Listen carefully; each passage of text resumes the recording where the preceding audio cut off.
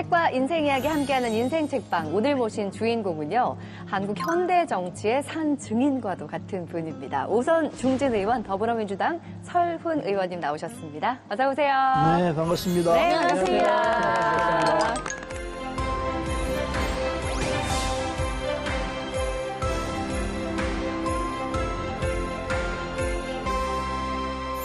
의원님, 저희가 인생 책방 지난 시즌부터 한번 모시고 싶어서 엄청 연락을 드렸거든요. 그런데 드디어 새해 첫 손님으로 오시게 되어서 너무나 반갑습니다. 인사 한 말씀 해주세요. 네, 이제 갑진년 용해해가 시작됩니다. 작년에는 여러 가지 어려움들이 많았으리라 생각합니다. 올 한 해는 절대로 어려운 일이 없이 모두 다, 모든 국민이 좋은 일만 그리고 행복한 일만 있게 되기를 기대하겠습니다. 근데 의원님 이렇게 가만히 뵈니까요. 인상이 너무 좋으시지 않으세요? 그러니까 눈에 웃음을 가득 머금고 계시다는 생각이 드는데. 일단 그냥 봐도 실례지만 되게 귀여운 상이시잖아요, 경상. 경상에다가 곰돌이 젤리 막 이런 별명 갖고 계시다고요. 그런 별명이 있었는데 네. 그걸 좀 벗어야 되겠다 생각해서 다이어트를 한 결과 예전에는 그 별명이 맞았습니다. 네. 지금은 안 옳시다 합니다. 그래요? 샤프한 곰돌이로. 시원해졌어요. 네, 워낙에 친근하고 이렇게 훈훈한 인상이셔서 그런 별명이 붙은 것 같습니다. 의정 활동 하시면서 사실 그 어느 것 하나 중요하지 않은 게 없겠지만 특별히 의원님께서는 교육 정책에 관심이 많으시다는 얘기를 들었어요. 그 중에서도 독서 교육의 중요성에 대해서 많이 강조를 하신다고요. 제가 처음 국회의원을 시작한 게 96년부터입니다. 처음에 국회의원을 시작하면서 이건 내가 국정을 담당해야 되는데 뭐부터 해야 되느냐 고민하다가 이건 나라를 바로 세운다는 생각으로 교육부터 바로 잡아야 한다. 그리고 교육위원회로 갔어요. 그러면서 교육위원회 가기 전부터 제가 생각했던 건데 우리 애들한테는 공부하라는 소리를 잘 안 했어요. 그리고 대신에 그 말 대신에 책 봐라, 책 읽어라는 소리는 노래하듯이 했죠. 네. 독서 속의 모든 게 인간은 성장한다는 걸 알기 때문에 독서하라고 그렇게 권장을 했죠. 이렇게 독서의 중요성을 강조하시는 설훈 의원님의 인생책 궁금하시죠? 네. 역시 예사롭지 않은 책을 들고 나오셨습니다. 제가 이렇게 한 권 들고 있는데 사실은 6권짜리 대하 소설입니다. 자, 일본의 소설가 구미카와 준페이의 인간의 조건입니다. 어떤 책일까요? 인간이 인간으로서 어떻게 살아야 하는가라는 묵직한 질문을 던지는 소설 인간의 조건. 2차 세계대전 당시 만주에서 일본의 군수물자를 공급하는 제철 회사에 근무하는 남자 주인공 가지.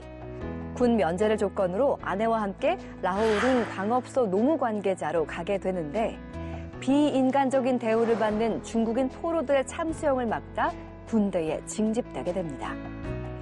전쟁이라는 극한 상황 속에서 살아남기 위한 한 남자의 처절한 사투.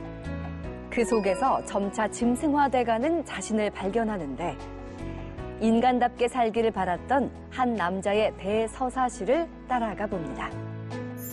인간의 조건은 1955년에 일본에서 발표된 소설입니다. 의원님께서는 이 책을 언제 만나셨는지 궁금해요. 70년대 후반기 제가 이제 감옥에 있을 때인데요. 굉장히 감명 깊게 읽었어요. 지금 젊은 사람들 시각으로는 뭐 이런 걸 좋아해 그럴 수도 있어요. 네. 약간 통속적이기도 하고 네. 그래서 잘 읽혀요. 쭉쭉쭉쭉 넘어가는데 그래서 굉장한 깊이를 담고 있죠. 휴머니즘을 강조한 책인데 아주 철저하게 강조하죠. 네. 제가 젊었을 때 그때 20대 후반이었습니다. 그때 감명을 줬던 책이 인생을 지배하나 싶을 정도로 뭐 고전 명작들이 많이 있지 않습니까? 네. 근데도 오히려 이 책이 더 가슴에 남아요. 그 인간의 조건이라는 그 제목이 주는 묵직함도 있는 것 같은데 두 분은 이 책 어떻게 읽으셨어요?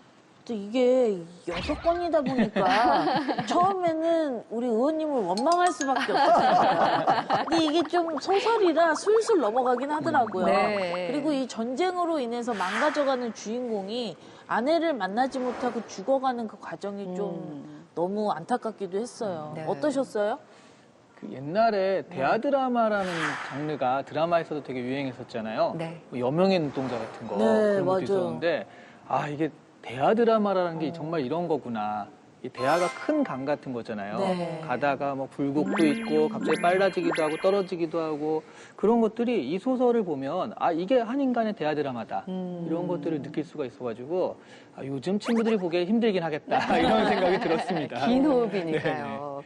자, 그럼 지금부터 키워드를 통해서 우리 서른 의원님의 책과 인생 이야기 나눠보겠습니다. 첫 번째 키워드입니다.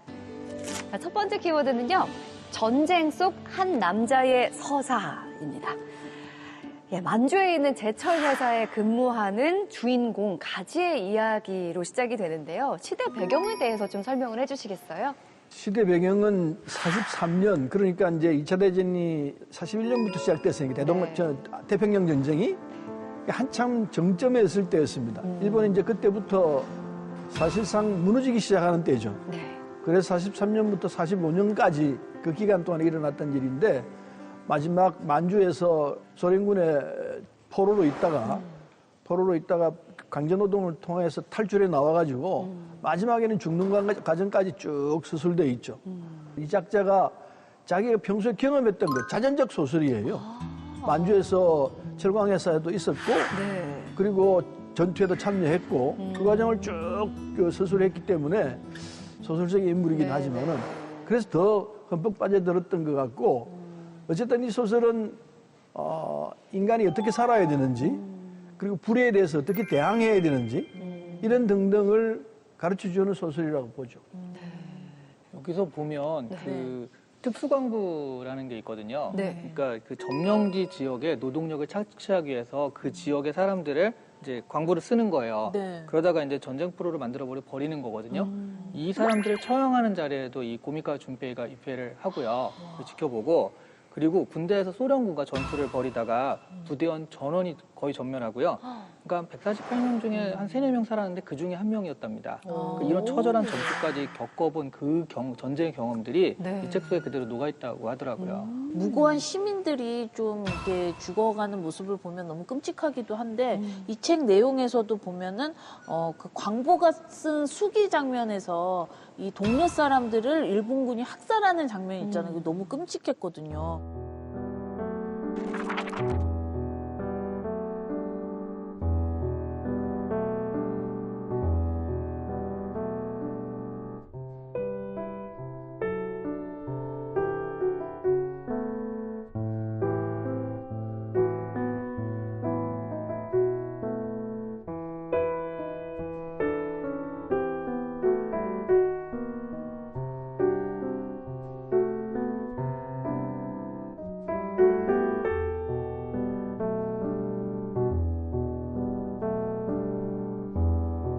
아까 시대적 배경이 1943년이라는 말씀을 하셨는데 그 시대는 사실 우리나라가 일본 제국지 하에서 굉장히 힘든 시기를 보냈던 굉장히 아픈 역사 속의 한 장면이잖아요. 근데 말씀 들어보니까 우리 의원님 아버님께서 독립운동을 하셨다던데요. 네. 네, 어떤 일을 하셨어요? 제 이제 아버지는 대구 사범을 1기로 졸업하셨어요. 지금 경북대학이죠. 네네. 대구 사범 1기를 나왔고 박정희 대통령이 우리 아버지의 4년 선배예요. 제 아버지가 5학년 때 박정희 대통령이 1학년으로 왔었죠. 그런데 저희 아버지는 박정희 대통령이 가는 길이 별로 반갑지 않다고 생각하고 대통령이 되고 난 뒤에 마산에 왔었는데 안 만났다고 들었습니다. 어쨌든 대구 사범을 졸업하고 남해로 발령을 받아갔는데 그 당시 이미 우리 국사 그리고 우리 글 그걸 못 가르치게 했는데 그걸 애들한테 가르치고 직접 책을 만들어가지고 가르치고 또 밤에는 남해 시내 나가서 윗물도 뿌리고 그랬어요. 일본 제국주의 안 된다는 식으로. 네.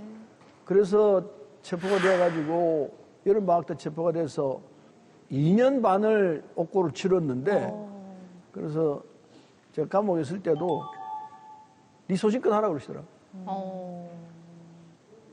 본인의 삶처럼 아들의 네. 인생도 응원을 해주셨군요.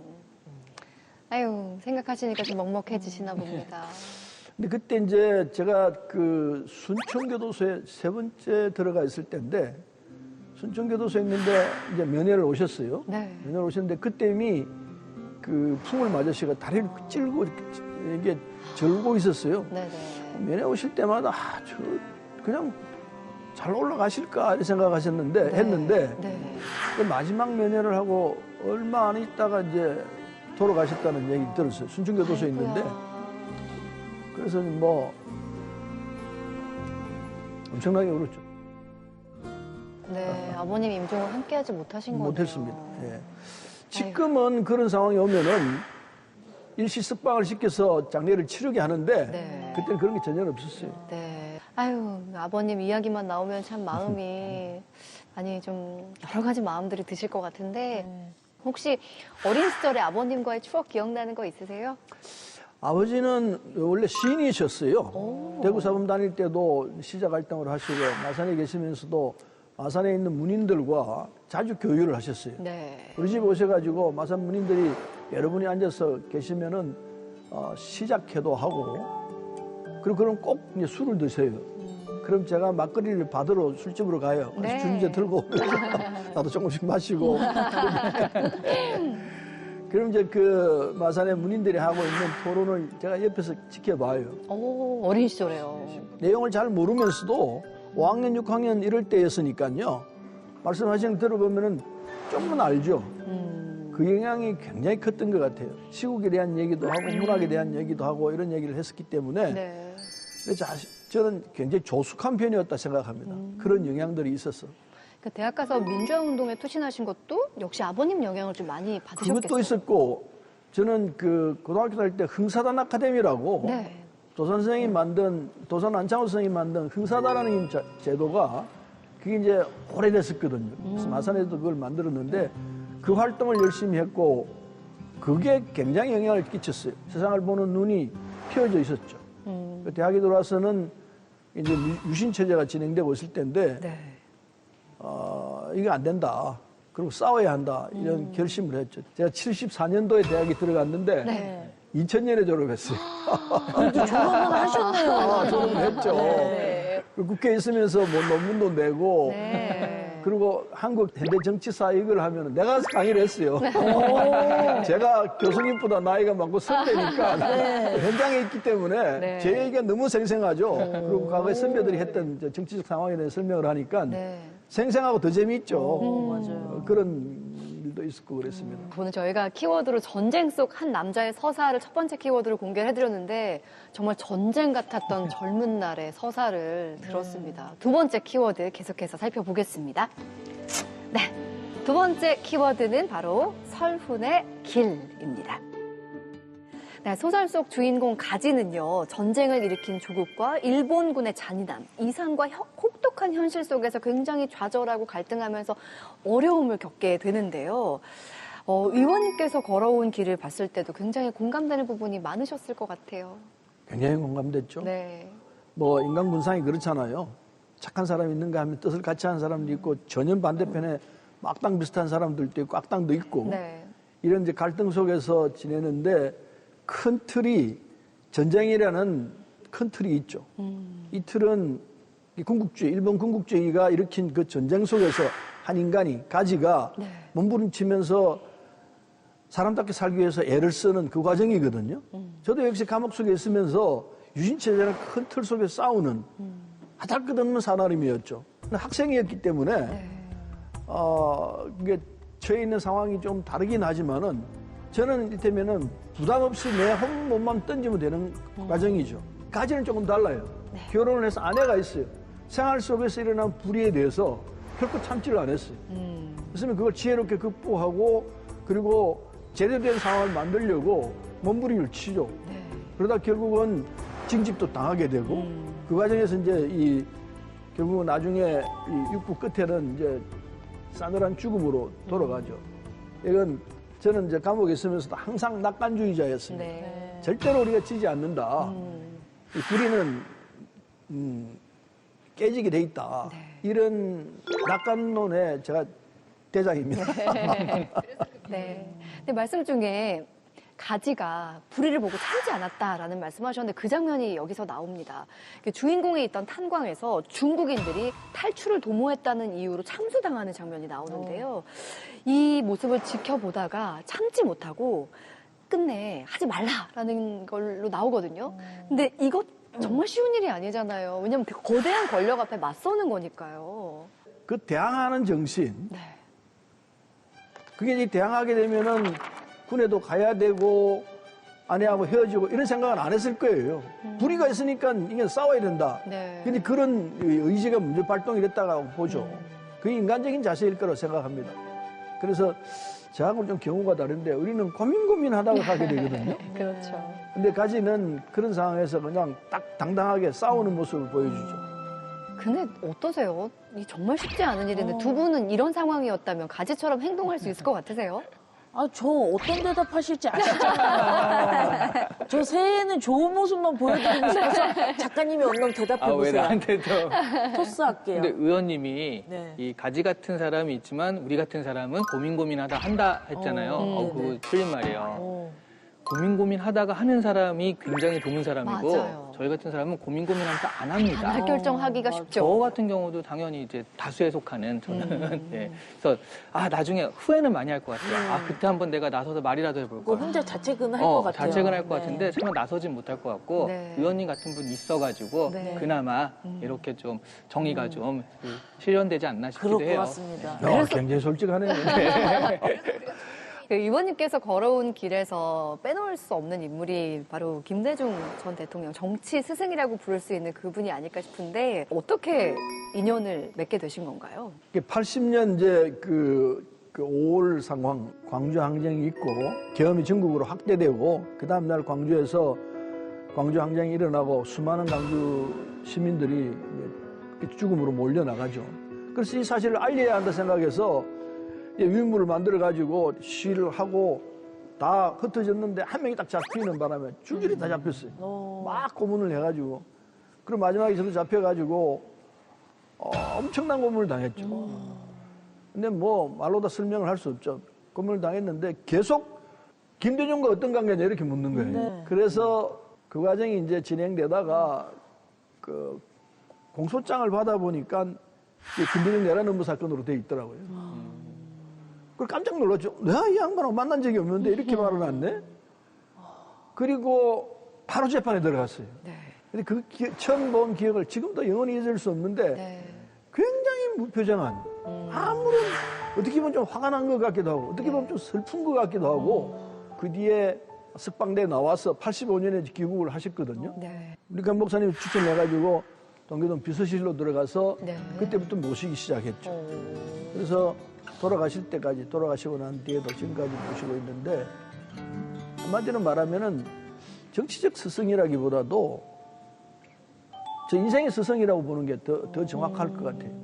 인생의 스승이다라고 말하셨는데 그 김대중 전 대통령의 어떤 정치 역경마다 사실 계속 함께 하셨잖아요. 정말 많은 일들이 있었겠지만 그중에서도 이 순간만큼은 정말 너무나 힘들었다 하는 순간 혹시 떠오르는 게 있을까요? 그게요. 92년 네. 92년 대통령 선거에 이제 패배를 했습니다. 네. 진짜 정치 안 한다 하는 심정으로 헌재 선언을 가시는데 막 눈물이 나더라고요. 그리고 석 달 뒤에 이제 그 영국 캠브리지로 가셨거든요. 네. 캠브리지를 가셨는데 내가 영국으로 이제 쫓아갑니다. 출연해가지고 내가 무슨 돈이 있습니까? 여기 출연해가지고 영국으로 가서 어떻게 왔냐 그러시길래 드릴 말씀이 있어 왔습니다. 네. 무슨 이야기냐 해라. 다시 귀국하셔서 정치 재개하셔야 됩니다. 그랬죠. 그럴 때 막 화를 내시더라고요. 그 소리 하려고 여기 왔냐. 예, 이 말씀 드리러 왔습니다. 딱 받아버렸죠. 그러고 이제 영국 가는 사람들마다 꼭 그 얘기를 하라고 네. 막 이제 부탁을 했죠. 수도 없이 많은 사람들이 갔습니다. 그래서 결국은 들어오셔서 정치를 재개하시게 되고 그리고 97년 이제 12월 달에 선거에서 이기시게 되죠. 네. 대통령이 되시죠. 역사가 바뀐 거네요. 네. 네. 의원님도 이 15대를 시작으로 21대까지 국회까지 국회의원으로서 이제 매번 이루고 싶은 목표와 꿈이 있으셨을 것 같은데 이것만큼은 내가 생각해도 진짜 잘했다 하시는 목표 있으실까요? 제가 교육위원을 했다고 얘기했지 않습니까? 네. 15대, 16대 8년간 교육위원만 했거든요. 네. 그래서 학교를 투명하고 학교를 민주적으로 바꾸려면은 이게 학교가 바뀌게 되면 우리 사회가 바뀐다. 이런 생각을 갖고 학교 운영위원회를 만들었죠. 네. 그 제가 만들었습니다. 실제로. 처음 만들 때 뭐 학교 교장 선생님들도 굉장히 반발이 많았어요. 그게 아니다. 좋은 학교를 만들고 좋은 사회를 만들려면은 이런 학교가 투명성을 가져야 될 거 아니냐. 있을 때 결국은 그게 만들어졌고 지금 학교는 굉장히 투명해졌습니다. 그래서 저는 정치하면서 그건 대단히 잘한 거다. 이렇게 생각하고 그래서 제가 지금 국방위원회에 있거든요. 네. 국방위원회 가서 바꿔야 되겠다 생각한 거는 군인들에서 여러 가지 복지시설이라든지 처우라든지 군인을 존경할 수 있는 사회 분위기 이걸 만들지 않으면은 아무리 좋은 무기를 갖고 있다 한들 소용없다. 네. 그래서 군 병영 환경도 바꾸고 급료도 올리고 이런 작업을 쭉 지금 하고 있습니다. 그러면 제가 너무 이렇게 진지하게 달린 것 같아서 약간 좀 쉬는 타임을 준비했습니다, 의원님. 뭐냐면 이 밸런스 게임을 준비했거든요. 의원님한테 제가 질문을 드리면 둘 중에 하나를 그냥 선택해 주시면 됩니다. 아, 어렵겠는데? 쉽습니다, 의원님. 첫 번째 질문 드리겠습니다. 다시 태어나도 정치인데 다시 태어나면 다른 일. 하나, 둘, 셋. 정치할 것 같아요. 정치를 하시고 네. 이유를 간단하게. 정치는 한마디로 말하면은 정치인은 제가 흔히 하는 말인데 관뚜껑 닫아야 정치 끝난다 이렇게 표현하는데 그 이유를 제가 곰곰이 생각해 봤어요. 네. 정치가요 한마디로 말하면 재미있어서 그렇습니다. 오. 무슨 말이냐면은 정치가 한판의 큰 게임이에요. 정치를 안 하면은 이 세상이 안 돌아가죠. 앞으로 세계는 어떻게 될지 모르지만은 저는 21세기 인류가 지탱할까 하는 생각을 합니다만은 어쨌든 인류가 지탱하는 한 정치는 진행될 것이다 이렇게 생각합니다. 두 번째 질문 드리겠습니다. 둘 중 한 사람을 보좌진으로 뽑아야 된다면 내가 제일 잘 나가 나 홀로 질주형 대 세상 느긋한 낙천주의 긍정 끝판왕. 하나, 둘, 셋. 아, 이게 하나만 택하기 쉽지가 않은데 우리 네. 보좌진이 꽤 있거든요. 네. 네. 그래서 둘 다 택해도 좋을 거라 생각합니다. 아, 한 사람도 택하고 그다음에 이 사람도 택하고. 근데 굳이 한 사람을 택하라면은 네. 네. 화합형을 택하겠습니다. 화합형. 긍정 끝판왕. 네. 그래야 속을 안 새기나 봐요. 한번 그렇기도 하고 네. 그런 사람들이 더 잘하는 경향이 있습니다. 오. 왜냐면은 자기뿐만 아니라 주변 사람들 같이 뭉쳐가지고 일을 하기 때문에 결국은 효과는 그쪽이 훨씬 낫다고 봅니다. 그렇군요. 함께 하는 게 정치니까요. 네. 세 번째 질문 드리겠습니다. 지금 당장 1년 전 오늘로 돌아갈 수 있다면 당장 돌아간다 대 절대로 안 간다. 하나, 둘, 셋. 그게 불가능한 얘기인데. 간다고 생각하고. 간다고 생각한다면은 돌아가고 싶죠. 그래요? 누구든지 다 그러고 싶죠. 왜냐면은 내 지나온 1년간의 행적을 보면은 이거 참 그 잘못됐다는 생각이 누구나 다 있지 말이에요. 그건 돌아가서 바꿨으면 좋겠다. 네. 이 생각을 하죠. 돌아간다. 나 다시 돌아갈래. 다음 문제 드리도록 하겠습니다. 다음 중 선택할 수 있다면 월세 300 꼬박꼬박 받는 건물주 대 손님으로 인산인해 맛집 사장. 하나, 둘, 셋. 그거야 맛집 사장이 좋죠. 야, 맛집 사장. 그래요? 아니 요즘은 젊은이들 꿈이 건물주입니다. 맞아요. 에이, 그건 뭐 말도 안 되는 소리고. 네. 맛집 사장이 얼마나 행복합니까? 많은 사람들에게 행복을 주고 맛있는 거 주고 네. 그리고 사람들 만나고 지가 일하고 그게 인생이지 막 또박또박 돈만 챙기는 게 인생입니까? 제가 보기에는 이거 그건 뭐 비교가 안 돼요, 빅픽처예요. 이거. 이 빅픽처인 게 네. 인산인해니까 나중에 건물 세우겠죠. 그 건물에서 또 인산인해가 되겠지. 그렇죠. 인산인이 흔들림 아니더라도 보셨네요. 인산인은 아니더라도 같은 이 수입이 있다면은 네. 당연히 건물주가 아니고 일하는 쪽이죠. 그러니까 행복을 추구한다는 두말할 나위가 말씀이신 것 없어요. 같아요. 거의 대부분의 사람이 그럴걸요? 인간의 조건은 정말 다 갖추셨네요. 지금까지 의원님의 솔직한 답변 감사합니다. 네. 맞습니다. 네. 자, 서른 의원님과 함께 책과 인생 이야기 나누고 있습니다. 마지막 키워드 볼까요? 자, 마지막 키워드는 사람답게 사는 세상입니다. 그러니까 인간으로서의 조건, 가치관이 있더라도 사실 주변 환경에 굉장히 많이 흔들리고 꺾이는 모습들을 책에서도 볼 수가 있는데요. 그렇기 때문에 말씀하신 정치의 역할이 굉장히 중요한 것 같습니다. 그러니까 정치인으로서 꿈꾸는 사람답게 사는 세상이란 어떤 세상일까요? 자유롭고 평등한 사회. 그게 이제 기본적인 민주사회의 시작이거든요. 네. 그게 이제는 복지까지 덧붙여야 되죠. 그것만 가지고 살 수 있는 게 아니다. 인간답게 살기 위해서는 최소한의 경제적 이 지위라든지 사회적 지위가 있어야 된다. 네. 자유와 평등과 기본으로 깔리지만은 근데 복지가 플러스 되지 않으면은 그건 인간적인 사회라고 할 수가 없다. 그 사람답게 사는 거 예전에는 이제 어려운 사람 보면 도와주고 하나 이런 게 됐지만은 네. 그 사회 시스템으로 만들어내야 한다. 그 정치가 할 영역이죠. 한 사람에 대한 애정, 어려운 사람들에 대한 애정에서 시작해서 사회 전체를 그러니까 더 좋은 사회로 만드는 작업, 그게 이제 정치의 영역에서 하는 일이죠. 네. 자, 그렇다면 국민들에게 국회의원 설훈 하면 어떤 정치인으로 기억되고 싶으신가요? 아버지가 우리 방에다 써놓으신 게요.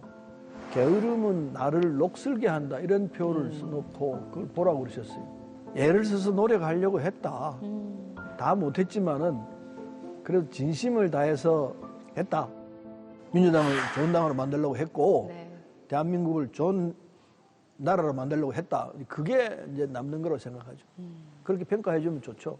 자, 오늘 인생책을 통해서 전하고 싶은 메시지가 있으실 것 같아요. 내가 처음 이 책을 읽은 게 아까 말씀드린 대로 감옥에서 그때는 참 핍박받는 상황이었죠. 그래서 감동이 더 진했는지 모르겠는데 인간에 대한 애정은 놓을 수가 없구나. 사람이 사람의 길을 가도록 애를 써야 되고 어떤 환경에 처하더라도 희망을 버리면 안 된다. 그 가지라는 사람이 그런 입장이거든요. 끝까지 가는데 결국은 죽죠. 네. 죽는데 근데 나는 뭐 그렇게는 안 봐요. 끝까지 가면은 그 앞에 희망이 있다. 그리고 희망은 달성된 가능성이 훨씬 더 높다. 그렇게 보기 때문에 인간다운 삶을 유지해서 싸워서 나가면은 절대 나쁘지 않다. 이 얘기를 저는 꼭 하고 싶어요. 지영 씨 오늘 의원님 만나본 네. 소감 어떠셨어요? 의원님이 이제 별명이 곰돌이, 곰젤리 뭐 이런 쪽이라고 했는데 사실 너무 좀 날씬하셔서 곰은 곰인데 약간 푸근함이 없는 거 아니에요? 이런 생각했거든요. 그런데 이렇게 대화를 나눠볼수록 이 푸근함이 느껴지면서 인간미 이런 걸 느낄 수 있어서 좋았습니다. 네. 앞으로 감사합니다. 국민들을 위해서 또 푸근함을 계속 유지해 주시는 의원님이 되셨으면 좋겠습니다. 네. 그렇게 하겠습니다. 네. 약속합니다. 예. 자, 오늘 의원님 마지막으로 시청자 여러분께 한 말씀 해주세요. 예, 대한민국이 참 어수선합니다. 우리 경제가 올해는 좋아져야 될 터인데 좋아질지 어떨지 자신이 없습니다. 경제를 살려내고 그리고 정치가 서로 화합해서 타협해서 들어가는 이런 상황이 오기를 바라는데 잘 못하면 국민 여러분께서 채찍질을 해 주십시오. 여든 야든 바르지 않으면은 여러분들이 호통을 치고 바로 가라고 좀 지적을 해 주시길 부탁하겠습니다. 어쨌든 올해는 행운이 가득하기를 기대하겠습니다. 자, 새해 첫 인생 책방으로 함께 했습니다. 새해를 맞이하면서 우리가 고민하기 딱 좋은 주제가 아니었나 싶습니다. 인간으로서 어떻게 살아야 하는지, 인간의 조건은 무엇이었는지 함께 고민해보는 시간이었습니다. 의원님을 비롯해서 우리 모두가 함께 2024년 사람답게 사는 세상이 열리기를 기대해보겠습니다. 자, 지금까지 더불어민주당 설훈 의원님과 함께 했습니다. 고맙습니다. 네, 감사합니다. 감사합니다. 감사합니다.